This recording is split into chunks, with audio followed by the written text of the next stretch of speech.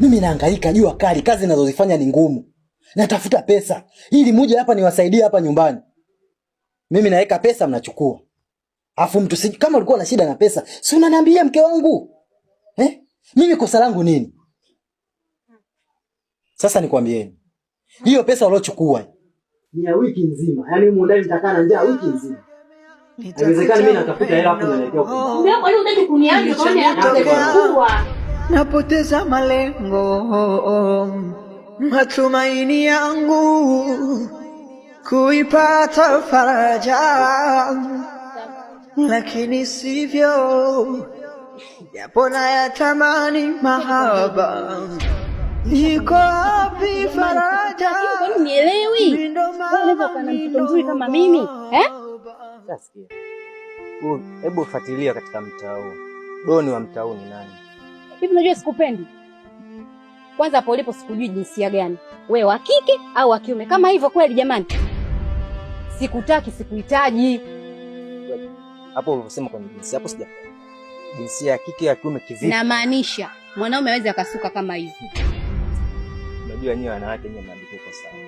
Unajua hiyo masuala ya kusuka kule kwetu South Africa kwa mwanaume ni kitu cha kawaida sana. Nisikize nikwambie. Nimekwambia sikutaki na ukiendelea namwambia kaka. Au nipige kelele hapo unanibaka. Nipige kelele? Sasa nisikize nikwambie. Kuanzia leo unaponiona popote iwe gengeni, iwe kisimani, iwe wapi, sitaki unifuatilie. Na ukiendelea kunifuatilia. Unamjua ile kakangu utaona tutakuta kitu kizuri. Nitakuta upendo kilichonitokea, napoteza malengo. Kinachokuuliza nini? Kinachokuuliza kitu gani? Kuipata faraja. Mwenzetu kulikoni? Mwanamke msanii wewe. Wewe dada msanii. Jamani mimi nainua mikono juu. Wewe?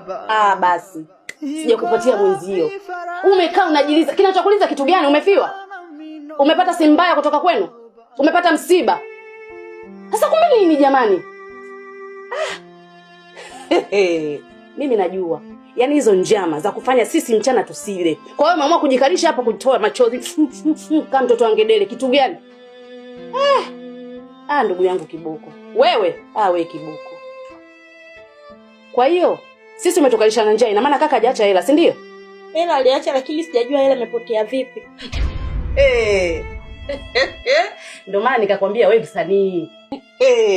Haya mapya. Wewe mko wawili ndani kwenu tena chumbani, wewe na mume wako. Hela inapoteaje? Nimejua njama zako. Wewe unachukua